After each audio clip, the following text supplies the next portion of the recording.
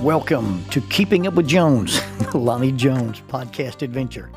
You are going to hear the stories from the eclectic life of a guy who is a professional counselor, a family man, a SWAT team chaplain, outdoor enthusiast, a guy involved with ropes, 10th Planet Jiu-Jitsu, a chaotic Jedi, and who is a recipient of an honorary doctorate from the University of Adversity.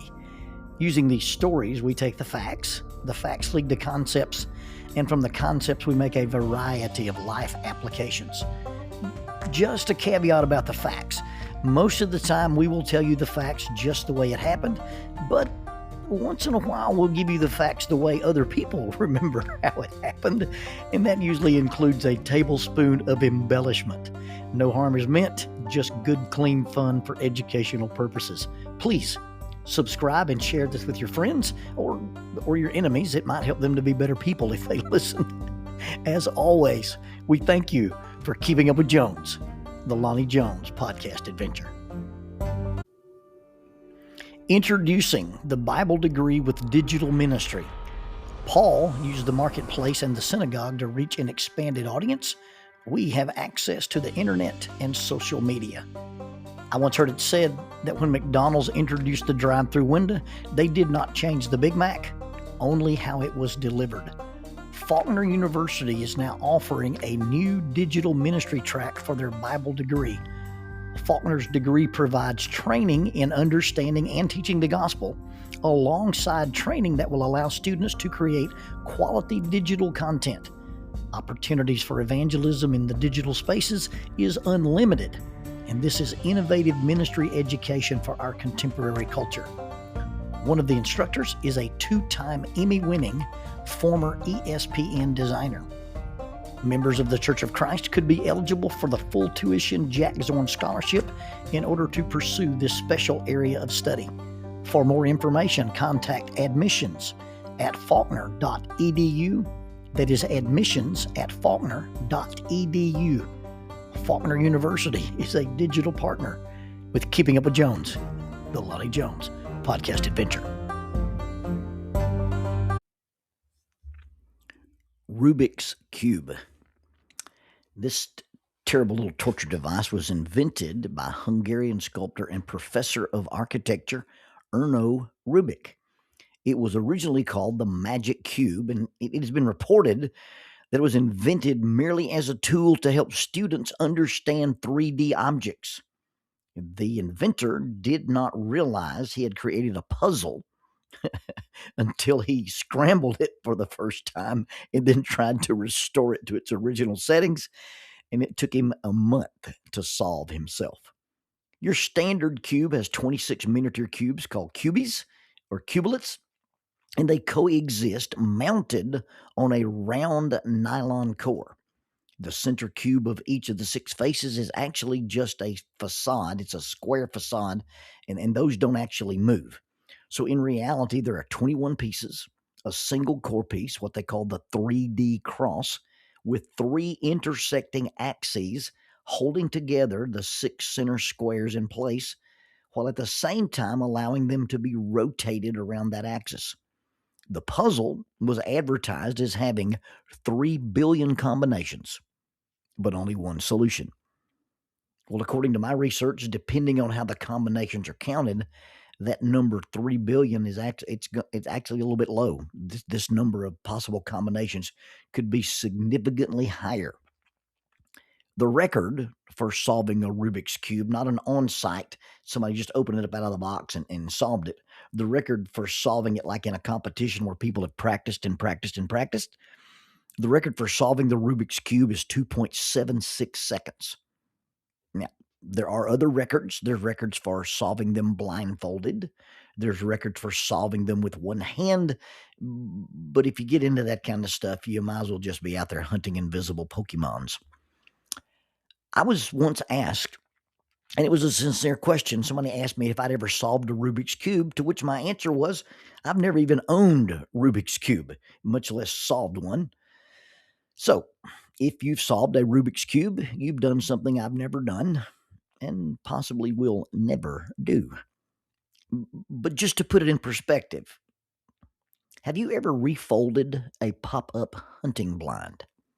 Now, if you've never had this experience, just think of doing jujitsu with a road map in the wind, in the dark, in a dryer. My brother Gerald bought me my first pop-up hunting blind, and I made the mistake of opening it up in the living room of my parents' house in Oxford, Alabama. And I spent the next part of Christmas outside in the driveway in the cold trying to return this thing to its original flat, round shape. Yeah, you take a square cube of camouflage cloth with rigid tension poles inside it, and you turn it back into a flat, round shape. You see, the Rubik's Cube is about math, 90-degree rotations.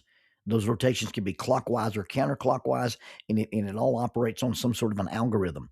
The pop-up blind is square. It's a cube, if you will, but it folds and packs into a flat, round disc, and this is accomplished through flexible steel tension poles, cursing, planetary alignment, and sorcery. One collapses the blind into a flat, square cube. You hold it diagonally, one hand on the opposite corners. You close your eyes, you wait on a tremor in the force, and you twist this into a figure eight. And then you take the two parts of the figure eight and you fold it back onto itself, making a circle. Now, if you've solved Rubik's Cube, just pat your little self on the back. But try trying it outside in the dark at 23 degrees and the wind is blowing. One of the first times I ever used my hunting blind, the black arch cloth of concealment, I was in the woods with Jim Goins, and he and I had hiked into the middle of a field in Kennemer Hollow. We found this really small depression, looked like either the beginnings or the endings of a sinkhole, and so we set up in this little depression inside the little camouflage blind, and we sat there till dark. Well, when it came time to leave, we, as in I, could not get the thing to return back into its packable shape. And of course, I'm trying to fold this thing up. It's in the dark, it's cold, the wind is blowing, and Jim is there to help me. Oh, okay, Jim is there to encourage me. Okay, Jim is there heckling me, mocking me, and heaping abuse upon me. Something in the universe shifted, and all of a sudden, the first star of evening came out. We made a wish upon a star, and suddenly the thing flipped, the thing flopped, and it popped into its original shape. Jim promptly dove on top of it like one would do covering a hand grenade in a war movie and said, I had to get on it before it started to fight back. Well, I just bought another cube, and it's not Rubik's Cube, and it's not a hunting blind cube. It's a throw line cube. Now, when you use throw lines, you go into the woods, you're going to climb a tree or you're going to, climb the rafters in a building. You have this little weighted bag and it's attached to a long line, and you throw that little bag over whatever it is you're going to climb. And then you use that smaller line to pull your bigger line up into the air. And so I use this when I'm in the woods, and I've always just, put my line on the ground and throw it over stuff. But a throw line likes to get tangled. It likes to grab leaves. It likes to grab roots. It likes to grab sticks. Well, the throwing cube is a little expandable cube that you stack your lines in. And then when you throw, there's no weeds, there's no leaves, there's no sticks. It doesn't get tangled around your legs. It's a super handy addition to my non-climbing toolkit. And it will easily hold 200 feet of slick line, spider line, EOD line, and one of the little throw weights. It's a super way to pack the thing up and carry things into the woods. It can be folded, and here's the magic. This thing is a square. It's a cube when you unfold it, but when you fold it to carry it, it is folded into a compact flat triangle, and that allows you to tuck it under your arm with your throw line, your weight, and your kit, and all your presets, and it's a convenient way just to walk into the woods carrying your stuff. This particular little thing has no trouble folding it back up. It has clear creases and collapsible sides, and you just kind of let it do what it does, and it'll almost fold up by itself. It's unfolding it. It's taking this flat triangle and unfolding it into a cube that is fun to watch people do. I was watching my lovely wife trying to do it. I let Daryl Pickle try to do it. The guy at the store who sold it to me was trying to do it. And as they were trying to manipulate these triangles to do what they needed to do to turn into a cube, it reminded me of that game we used to play in school where the girls would take a piece of paper and fold it into, I think it's called a fortune teller or a cootie catcher. And it was this little paper puzzle. And they used to make them in school. They folded the paper and they put the little puzzle thingy on your fingers. It reminded me of a triceratops. And so after it was folded, and you put these labels on it. You had labels inside and labels outside, and the person who controlled the game would put it on their forefingers and thumbs. And then you could open the thing by separating your hands, or you could open it by separating your thumb and forefingers. That way it would open horizontally or vertically. Each of the little outside faces of the little triceratops face looking thing had a number on them. And so you'd ask a question, or they'd ask you a question, and then you'd choose a number. And then the designated number was how many times you opened and closed it horizontally or vertically in an alternating pattern. And then based on the number you chose, it would end up open either horizontally or end up vertically, hands separated or fingers and thumbs separated. And those exposed four choices. And then you pick one of those choices, and that choice that you chose, you'd fold the paper open, and it would give you an answer. So you might ask it a question, and then you pick your numbers, and they open and close, open and close. And when it ends up being open, you pick one of the four options inside, and they raise the paper flap and reveal the answer to your question. And the answer was either yes, no, or maybe. This is what we had before the magic 8 ball. Okay, we didn't have high technology of a magic 8 ball. We had the cootie catcher. To fold or not to fold, that is the question. Hunting blinds won't close, throw line cubes won't open, Rubik's cubes are frustrating to solve, and cootie catchers don't guarantee that Camille Baxter will kiss you. And trauma memory maps always fold the same way. Or they refuse to even open up at all, showing you the root cause of the trauma. In fact, according to Courtney Armstrong, when we access a memory, we retrieve it from the part of the brain that has kept it, the part of the brain that encoded it. And the tricky part of a trauma experience is that those experiences, an experience linked with an emotion becomes a memory. Those memories that are linked with highly charged emotions, highly charged emotional experiences, they get stored, they get encoded, but instead of being coded by the brain structure that normally encodes memories, these things get stored, they get kept by a part of the brain called the amygdala. And it's not amygdala, Dr. Falk, it's the amygdala. And then the amygdala working with a different part of your brain called the posterior cingulate cortex. Now, what you have then is you've got a highly charged experience. It has these highly charged memories associated with it. And this experience, this memory is connected to emotion and the fear response. And that gets linked with autobiographical information. So not only do I have this thing that happened, that thing that happens is stored in its emotion and its response and its sensory, but it also has this message about me. This storage system bypasses the normal storage system. It bypasses the hippocampus, and that part of your brain usually gives context to memories. It converts short-term to long-term memories, and it typically focuses on facts, events, and episodic memory. It does timeline stuff. Well, because this is bypassed, that memory, that trauma map is fragmented. There is a loss of context. There's a loss of time. There's a loss of location, and it is sensory based and it's nonverbal. So when those memories are accessed, you don't get to look at it on a timeline. You don't get to look at it with facts. It only gets accessed by feeling.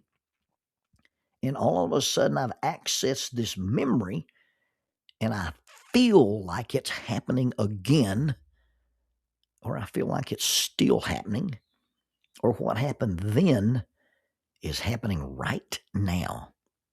Now, there are other brain structures involved, but the whole picture is that the fear emotion part of the brain is activated, and the flood of the stress hormone, cortisol, once you get that happening over time, it actually impairs the hippocampus, the part of your brain that likes to store things with time and reason and context. That gets impaired, and it leads to a difficulty in contextually organizing your memories into a linear timeline. Then you have this brain structure that slows down, the medial prefrontal cortex, that part of that executive part of your brain. It slows down and becomes hypo, not hyper, but hypoactive. And then its ability to regulate fear, contextualize memory is diminished. And oftentimes, when that is really, really impaired, we really can't differentiate the past from the present. And in the most severe cases, that explains why flashbacks work. This happened, but it feels like it is happening right here, right now. We feel like it's all happening all over again. We feel like it's always been happening. We feel like it is happening now, whatever it happens to be. Now, once we process trauma using the bypass route and the amygdala encodes it, then every time we access that memory, every time we take it out, every time we open the drawer, open the folder, and we unfold it, it gets folded back exactly the same way. It gets returned to the exact same drawer, and it gets returned in the exact same folder. That's why when things that are unpleasant remind us or trigger us, that which is similar gets treated as the same. When those things happen, we use the same map, stored from the same place, unfolded the same way, and we put it back in the same way, and it is stored for any other occasion that might happen to re-traumatize us. There's actually a window of time, about 1 hour, that you can take that folded trauma memory map and refold it, or at least learn to fold it differently and put it in a new folder, giving it a new location, giving it new context for our experiences. If we can take a trauma memory map and really, really look at it and understand how it works and how it's designed, we can refold it and break the repetitive folding cycle. And then it does not become a repeated, cyclical, creased, indelible memory fold. But the reason people have trouble getting out of trauma, the reason trauma keeps being a persistent problem is we've taken that map, we've taken that set of experiences, and we store them the same place, the same way, the same time. We pull them out and we unfold them the same way, and we put them back the same way, and they never get used in a different manner. You can take Rubik's Cube and you can take it apart. If you know which panel to pull, you can disassemble the whole thing and then put it back together with all the colors matching, and you can solve the puzzle. You don't have to go through all the possibilities of the Rubik's Cube. You don't have to go through the possibilities of what ifs, why didn't I, what if I did this, what if I had done that, what if I hadn't done this. You can take that, you can take it apart and say, here's all the reds, here's all the yellows, here's all the blues, here's all the greens, and just stick it back together. Now, that's cheating, and Erno might get mad, but that's not cheating with trauma. And it's actually possible with trauma. You can take protocols like rapid resolution therapy, RRT. You can take EMDR, eye movement desensitization reprocessing, or Courtney Armstrong's recon therapy, reconsolidation therapy. And you can use those other tools, and you can take that memory, you can remove the folds, and you can put it into proper context. You can put it into a proper container, a proper folder, a proper drawer, and then solving the puzzle of why I feel the way I feel, why I think the way I think, and react the way I do in certain circumstances. You can, once you understand how it's folded and how we came to fold it that way, All we need to do is learn how to refold it, not unfold it, but refold it into a different pattern. The specifics, the details of what actually happened or didn't happen are actually not that important. See, I don't get to decide what traumatizes you, and you don't get to decide what traumatizes me. It's not about the big T or the little t trauma. The specifics of what happened or didn't happen, that's not that important. What is critical is whatever happened, how was it folded, how it got stored, how it got used, and that determines whether or not we can figure out what to do with that behavior that is disturbing, upsetting, and puzzling. And by the way, once you've solved that, once you've solved Rubik's Cube, once you've solved it, or at least you have an understanding of how it works, you can put it on a shelf. You can put it in a drawer. You can put it in a box. And you never have to play with it again. And once you've figured it out, and if it does pop up into your life again, it's not frustrating, it's not scary, and it's not impossible because you've already proved you can solve it.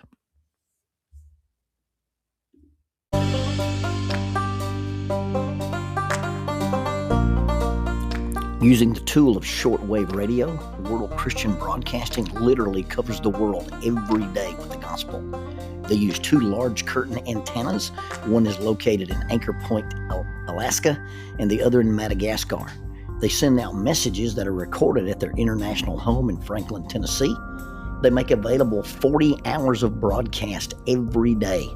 The broadcasts are made in English, Chinese, Russian, Spanish, Portuguese, Korean, English for Africa, and Arabic. They would love for your group to visit them. You can bring your ladies group, your youth group, or your men's group. Just give them a call at 615-371-8707, 615-371-8707, or you can go to 3Ws and a dot, worldchristian.org, find the Donate Here button, and make a financial contribution to support this work that literally covers the world every day with the gospel. World Christian Broadcasting, in cooperation with Keeping Up with Jones, the Lonnie Jones podcast adventure.